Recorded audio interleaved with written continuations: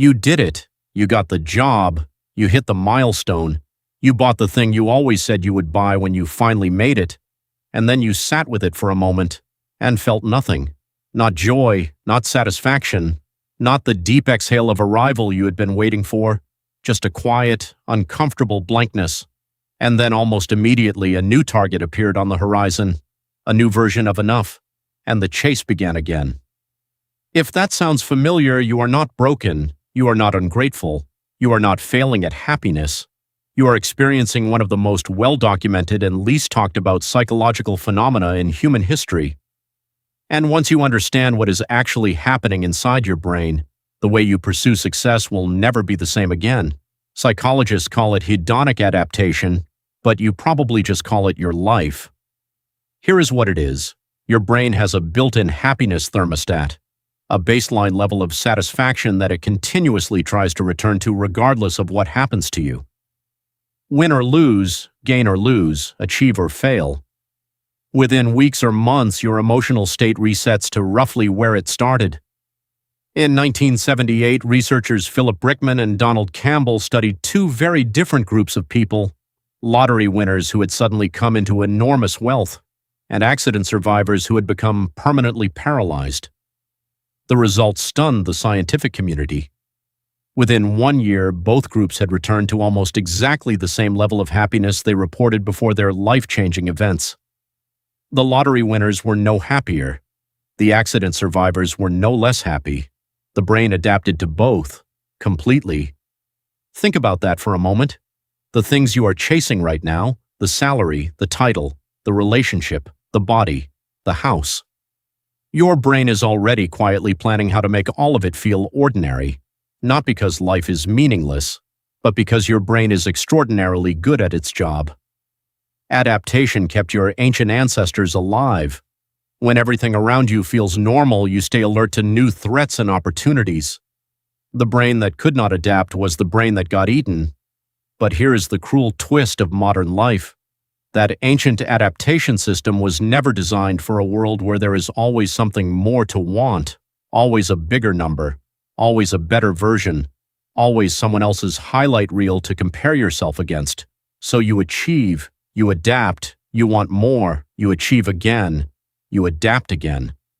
The satisfaction window closes faster each time, and you spend your entire life running toward a finish line that moves every time you get close. Sonia Lyubomirsky, a psychologist at the University of California, spent decades studying what actually determines long-term happiness. What she found fundamentally challenges everything we are taught about success. According to her research, only 10% of your happiness is determined by your life circumstances, your income, your achievements, your possessions, your status. 10%. 50% is determined by your genetic baseline, your biological set point, the thermostat you were born with, and the remaining 40%. That is where everything interesting lives. That is the part you actually have control over. The 40% is not what you achieve. It is how you relate to what you are doing moment to moment.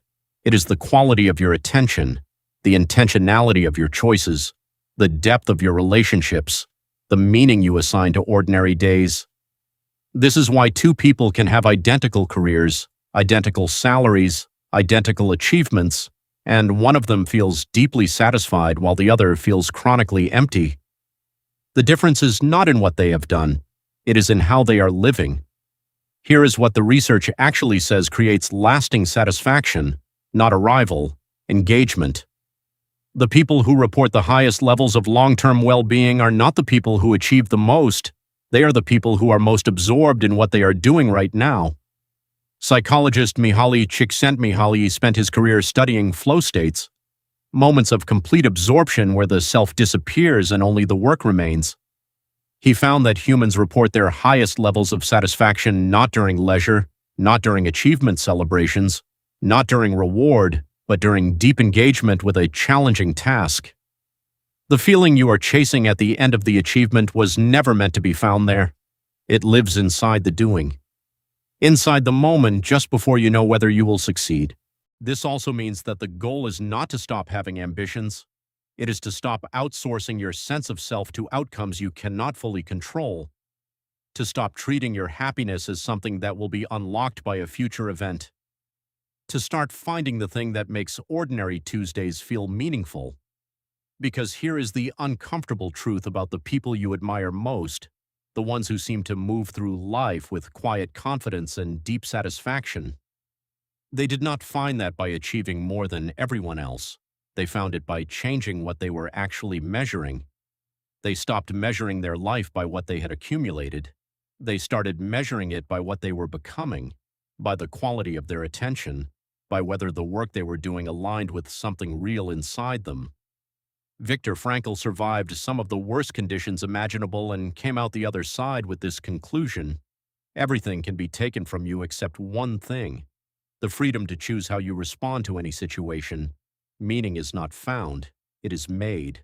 In every moment, in every choice, in every ordinary day that you decide to be fully present for. So what does this mean for you right now? It means the next achievement will not fix the feeling. And that is not a reason to stop achieving. It is a reason to change why you are doing it. Do the work because it stretches you, because it connects you to people you love, because it reflects something true about who you are. Not because you believe that completing it will finally make you feel like enough. You are already enough. And simultaneously, you are capable of more. Both of those things are true at the same time.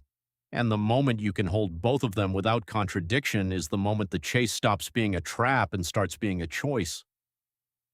Check in with yourself right now, not with your achievements, not with your bank account, not with your follower count. Ask yourself this: when was the last time you were so absorbed in something that you forgot to check your phone, forgot to monitor how you were being perceived, forgot to measure where you were against where you thought you should be? That moment, whatever it was, that is the direction. That is what success actually feels like. And it was never waiting at the finish line. It was always here.